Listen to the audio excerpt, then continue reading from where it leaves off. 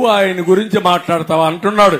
పెళ్ళాల గురించి మాట్లాడతాడు. అందుకే ఆయన అన్నాడు, ఓకే నువ్వు కూడా రారా, నీతో కూడా సంసారం చేస్తానన్నాడు.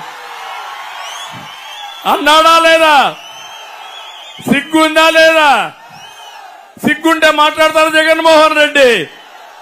అందుకే అంటున్నా, నీకేమైనా సిగ్గుంటే పవన్ కళ్యాణ్తో పోయి సంసారం చెయ్యి, అప్పుడైనా నీకు బుద్ధి వస్తుంది. అంటే నోరు బారేసుకోవడం అంటే, పురంధేశ్వరి ఉంది బీజేపీ రాష్ట్ర పార్టీ అధ్యక్షురాలు, మా బంధువే. కానీ 30 ఏళ్లుగా ఆవిడ కాంగ్రెస్ లో ఉంది, ఇప్పుడు బీజేపీ రాష్ట్ర అధ్యక్షులుగా ఉన్నారు. దేశంలో చాలా మంది కుటుంబాల్లో వివిధ రాజకీయ పార్టీల్లో ఉంటారా లేదా అని అడుగుతున్నా మిమ్మల్ని. ఆవిడ గురించి మాట్లాడతావా నువ్వు?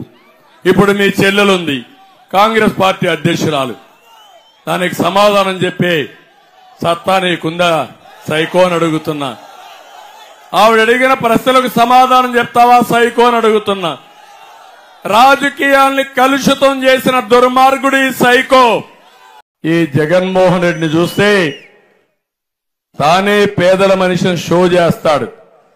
తాను వచ్చినాకనే సంక్షేమం వచ్చిందని ఎక్కడికక్కడ షో మాస్టరు అబద్దాలని చెప్తాడు. ఏదో ఈయన పుడితేనే, ఈయన పుట్టక మునుపు ఎన్టీ రామారావు గారు 35 రూపాయలు పెన్షన్ తీసుకొచ్చింది, 83, 84లో తీసుకొచ్చారు. అవునా కాదా తమ్ముళ్ళు అని అడుగుతున్నా.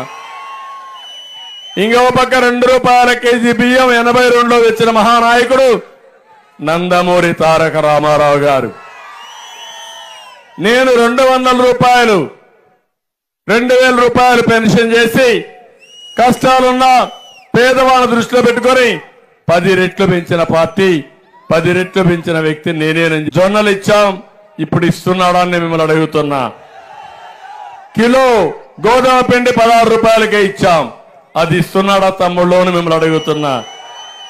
పండుగల సమయంలో పేదవాళ్ళకి సంక్రాంతి కానుకిచ్చాం, రంజాన్ తోఫా ఇచ్చాం, ఇప్పుడు ఇస్తున్నాడా అని మిమ్మల్ని అడుగుతున్నా.